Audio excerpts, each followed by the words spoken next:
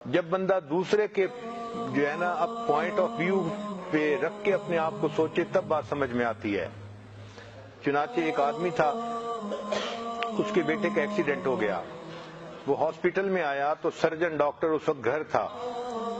اس نے نرس کو کہا کہ اس کو فون کرو، میرے بیٹے کا آپریشن ہے، وہ جلدی آئے۔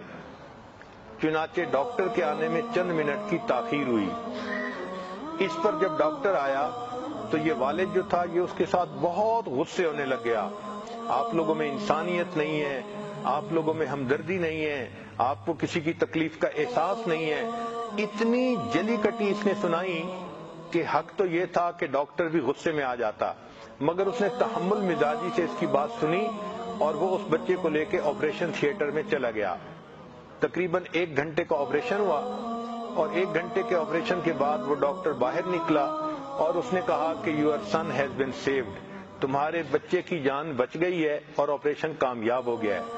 تو باپ چاہتا تھا کہ اب یہ مجھے ذرا تفصیل بتائے، لیکن ڈاکٹر چلا گیا کہ میں جا رہا ہوں۔ اب باپ نے سمجھا کہ یہ بڑا روڈ قسم کا ڈاکٹر ہے، مجھ سے بات ہی نہیں کی اور مجھے اس نے کوئی تفصیل نہیں بتائی، میں باپ ہوں۔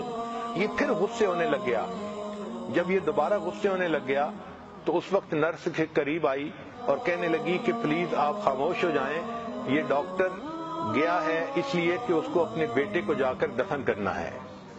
اصل یہ تھا کہ اس کا اپنا بیٹا گھر میں فوت ہو رہا تھا اور وہ اس کو بچانے کے لیے تھوڑا سا ٹائم اس کو لگ گیا تو آنے میں دیر ہو گئی، مگر اس نے پھر بھی اس کے بیٹے کو پریفر کیا کہ میں اس کو آپریٹ کر کے اس کی جان بچاؤں، اور اس دوران اس کو کال آ گئی تھی کہ بیٹا فوت ہو گیا، تو آپریشن کے بعد وہ جلدی گھر چلا گیا تھا۔